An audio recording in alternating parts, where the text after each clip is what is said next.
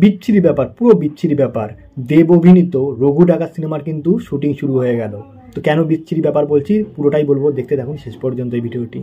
নমস্কার বন্ধুরা, সম্রাট ফিল্ম রিভিউ চ্যানেলে সবাইকে স্বাগত। তো প্রথমে বলে রাখি কেন এটি বিচ্ছিরি ব্যাপার বললাম, যে শুটিং কিন্তু শুরু হয়ে গেছে গতকালই। তো যেহেতু আমি একটু পরেই ভিডিওটি বানাচ্ছি, কারণ হচ্ছে আমি সময় পাইনি, সেটি বড় কথা নয়। কিন্তু বিচ্ছিরি ব্যাপার বলার কারণ হচ্ছে এটাই, যে এই পুজোয় রিলিজ পাচ্ছে দেবের এত বড় প্রোডাকশনের একটি সিনেমা, সেখানে কিন্তু এই বড় মাপের মানে এত বড় মাপের করে আয়োজন করে করা হচ্ছে, তাতে কিন্তু যত বিরোধী পক্ষ আছে সব কিন্তু ধুয়ে মুছে যাবে। তাদের কাছে কিন্তু এটি বিচ্ছিরি ব্যাপার। এই কারণেই কিন্তু বলছি পুরো পুরো কিন্তু এটি একটা বিচ্ছিরি ব্যাপার। এই যে পুজোয় আসতে চলেছে রঘু ডাকাত, দেব যে কত বড় একটা ধাক্কা আনতে চলেছে বিরোধীদের কাছে, সেটি কিন্তু বলার অপেক্ষা রাখে না।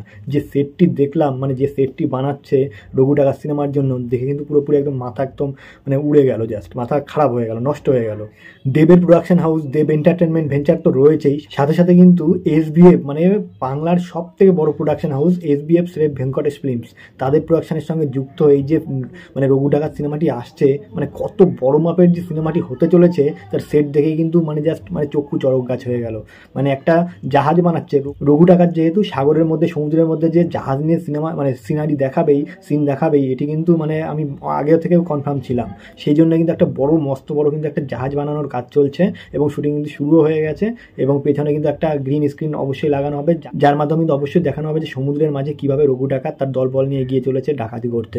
এটি কিন্তু একটা বড় মানে হিউজ পরিমাণে কিন্তু একটা মানে বাজেটের তো অবশ্যই দরকার আছে, তার সাথে কিন্তু চিন্তা ভাবনা মানে ইঞ্জিনিয়ারিং কাজ মানে প্রত্যেকটা বিষয় প্রোডাকশনের যে মানে এই দায়িত্ব নিয়ে এগুলো করছে, জাস্ট কিন্তু মানে ফাটাফাটি। মানে এইরকম মানে একটা আয়োজন করে যে কোনো বাংলা সিনেমা হবে এর আগে কিন্তু কেউ ভাবতেই পারেনি।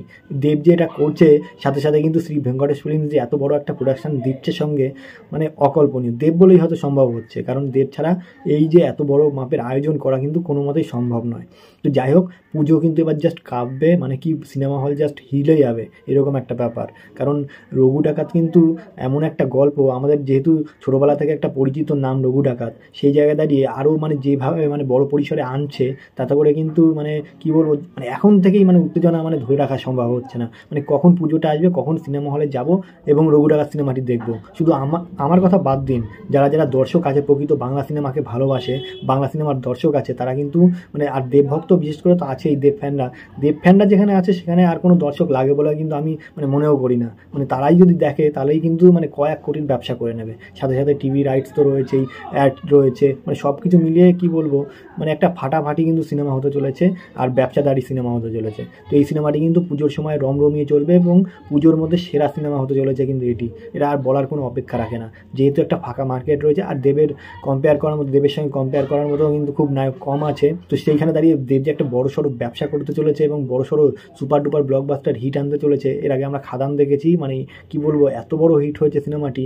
সেই জায়গায় দাঁড়িয়ে এবার তো এসবিএফ আরও যুক্ত হচ্ছে তার সঙ্গে, সেটি যে আরও কত বড় মাপের হতে চলেছে সেটি ভাবলে এখনই। আর সঙ্গে সঙ্গে কিন্তু অনির্বাণ রয়েছে, এটি কিন্তু একটা বড় কিন্তু হিউজ মানে প্লাস পয়েন্ট। সেখানে কিন্তু অনির্বাণের অভিনয় কিন্তু আরও তাক লাগিয়ে দেবে এবং যখন টক্কর হবে দেবের সঙ্গে অনির্বাণের, তখন কিন্তু জাস্ট আরও বেশি মানে সিনেমাটিকে দেখার জন্য চাহিদা কিন্তু দর্শকের মধ্যে আরও বেশি বেড়ে যাবে। তো সব কিছু মিলে এরকম একটা সিনেমার জমজমাটি সিনেমা যে পুজো আসতে চলেছে, পুজোর আনন্দকে কিন্তু আরও মানে কি বলবো 4 গুণ বাড়িয়ে দেবে এরকম একটা ব্যাপার। তো যাই হোক, শুটিং যেহেতু শুরু হয়ে গেছে, সব সেট রেডি হয়ে গেছে, সেটের কাজ কিন্তু অটোমেটিক মানে শেষ হয়ে গেছে এবং শুটিং কিন্তু শুরু হয়ে গেছে।